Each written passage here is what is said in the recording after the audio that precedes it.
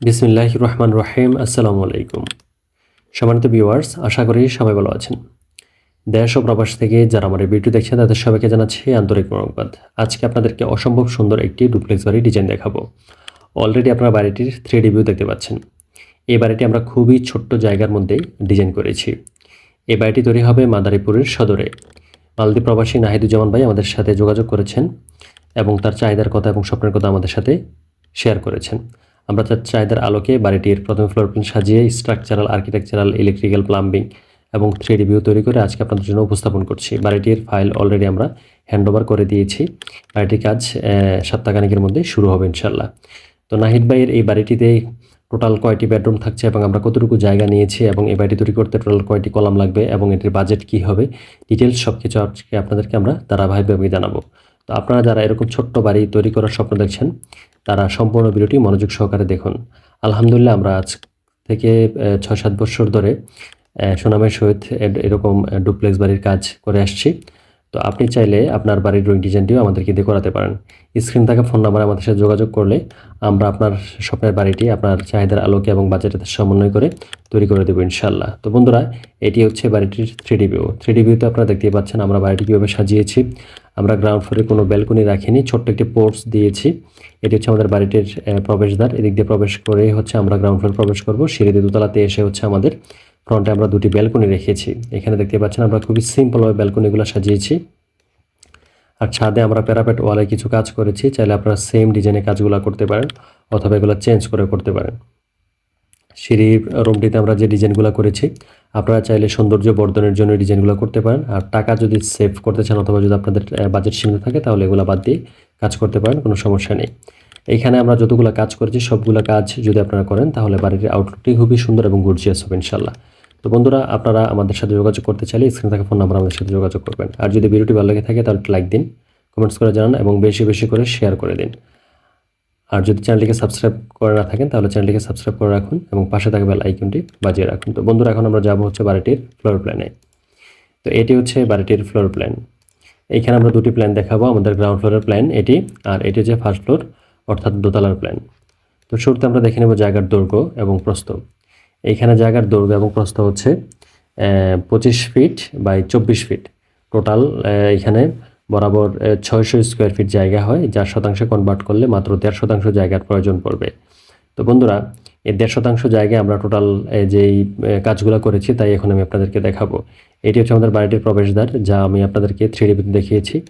তারপর হচ্ছে আমাদের লিভিং স্পেসটি এখানে অর্থাৎ ড্রয়িং রুমটি 12 ফিট বাই 10 ফিটের ড্রয়িং রুমটি এখানে আমরা খুব সুন্দর করে সাজিয়ে দিয়েছি।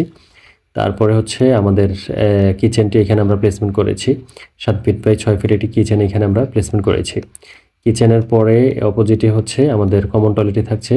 7 ফিট বাই 5 ফিট একটি টয়লেট এখানে আমরা প্লেসমেন্ট করেছি। আপনারা চাইলে হাই কমোড বা লো কমোডের টয়লেটটি ইউজ করতে পারেন।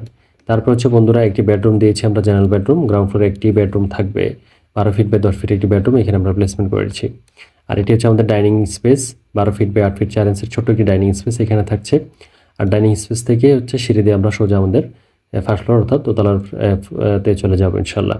তো বন্ধুরা, এই গ্রাউন্ড ফ্লোরের প্ল্যানে আমরা যা পাচ্ছি, একটি লিভিং স্পেস পাচ্ছি শুরুতেই, তারপর একটি কিচেন, একটি টয়লেট, তারপর ডাইনিং স্পেস, আর এই কর্নারে আমরা একটি বেডরুম পাচ্ছি। তো এখন আমরা যাবো হচ্ছে বাড়িটির দোতলার প্ল্যানে। তো সিঁড়ি দিয়ে সোজা আমরা আমাদের দোতলাতে এসে এখানে 6 ফিট 4 ইঞ্চি বা 10 ফিট 3 ইঞ্চির ছোট্ট একটি লিভিং স্পেস পাবো। এটির পাশে হচ্ছে আমাদের কমন টয়লেটটি আমরা দিয়েছি, 5 ফিট বাই 6 ফিট 4 ইঞ্চির একটি কমন টয়লেট। এখানে আপনারা হাই কমোড এবং লো কমোড দিয়ে টয়লেটটি ইউজ করতে পারবেন। তো টয়লেটটি মোটামুটি স্ট্যান্ডার্ড সাইজের আছে। তারপর হচ্ছে আমাদের দুটি বেডরুম এখানে। এই বেডরুমটি হচ্ছে 12 ফিট বাই 12 ফিটের স্ট্যান্ডার্ড সাইজের একটি বেডরুম। এই বেডরুমটির সামনে আমরা একটি ব্যালকনি দিয়েছি, 12 ফিট বাই 4 ফিটের একটি ব্যালকনি। ব্যালকনিগুলো আমরা একটু বড় করে দিয়েছি যাতে করে আমাদের এই অবসর সময়টা এখানে আমরা খুব সুন্দর করে কাটাতে পারি। তারপর হচ্ছে বন্ধুরা, এই পাশে আমরা আরেকটি বেডরুম দিয়েছি, 12 ফিট বাই 12 ফিটের একটি বেডরুম। এই বেডরুমটি স্ট্যান্ডার্ড সাইজের এবং একটি বড় বেডরুম। এটির সামনেও আমরা একটি বড় করে একটি ব্যালকনি দিয়েছি, 12 ফিট বাই 4 ফিটের। আপনারা 3D ভিউতে দেখতেই পাচ্ছেন ব্যালকনিগুলো আমরা খুব সুন্দর করে সাজিয়েছি যাতে করে আপনারা ব্যালকনিতে এসে একটি মনোরম পরিবেশ উপভোগ করতে পারেন। তারপর এখানে আমরা কিছু লাইটিংয়ের কাজ করেছি।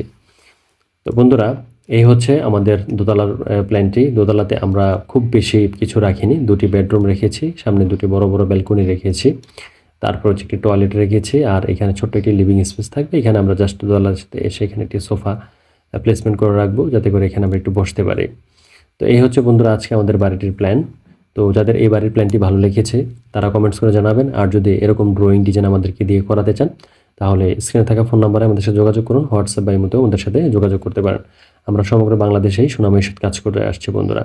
তো এখন আমরা আপনাদেরকে জানাবো হচ্ছে বাড়িটির কলামের সংখ্যা।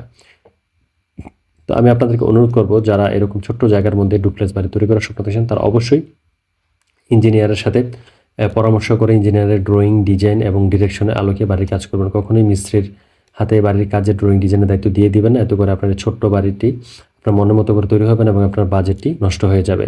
আপনি মনের মতো করে আপনার বাড়িটি কখনোই তৈরি করতে পারবেন না, এতে করে আপনার টোটাল বাজেটটা নষ্ট হবে এবং আপনার বাড়ির পরিবেশটি নষ্ট হবে। এই বাড়িতে আপনি বসবাস করে কখনোই মজা পাবেন না। তো এই হচ্ছে বন্ধুরা আজকে আমাদের প্ল্যান। তো এখন যাব কলামের সংখ্যা। এই বাড়িটি তৈরি করতে আমরা টোটাল 9টি কলাম ইউজ করব।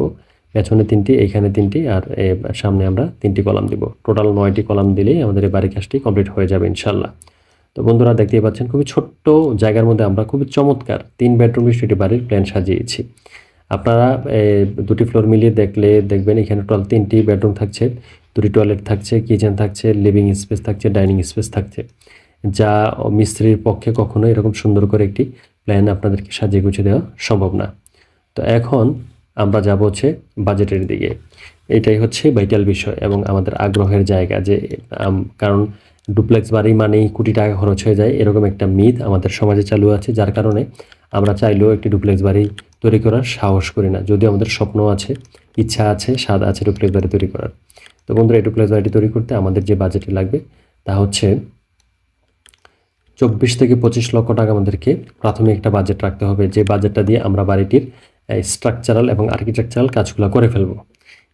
তারপরে হচ্ছে আমাদের বাকি কাজগুলো থাকবে টাইলস, ভালো মানের পেইন্টিং, তারপর হচ্ছে ইলেকট্রিক্যাল ওয়্যার থেকে শুরু করে ইলেকট্রিক্যাল যে ফিচারগুলো আছে, তারপর স্যানিটারি পাইপ থেকে শুরু করে টয়লেটের যে কমোড ফিচারগুলো আছে, তারপর হচ্ছে আমাদের টুকিটাকি ইন্টেরিয়র, তারপরে হচ্ছে আমাদের চৌকাঠ, পাল্লা, থাই, এই কাজগুলো বাকি থাকবে। তো এই কাজগুলো করতে আমাদের এখানে আরও মিনিমাম 5 থেকে 6 লক্ষ টাকার মতো খরচ হয়ে যাবে বাড়িটিতে। তাহলে আমাদের টোটাল বাজেট দাঁড়াচ্ছে হচ্ছে 30 থেকে 32 লক্ষ টাকা। আমরা যদি আমাদের বাজেটটাকে 30 থেকে 32 লক্ষ টাকা রাখি তাহলে এই ছোট্ট বাড়িটি আমরা খুব সুন্দর এবং সুপে তৈরি করে বসবাস করতে পারবো। আর যাদের বাজেট 24 থেকে 25 লক্ষ টাকা আছে তারা বাড়ির স্ট্রাকচারাল কাজগুলো শেষ করে, প্লাস্টারের কাজ শেষ করে মোটামুটি একটা বসবাস করার মতো একটা পরিবেশ পাবেন, কিন্তু ধীরে ধীরে বাকি কাজগুলো করে আপনারা এখানে সুন্দর একটা পরিবেশ তৈরি করে বসবাস করতে হবে।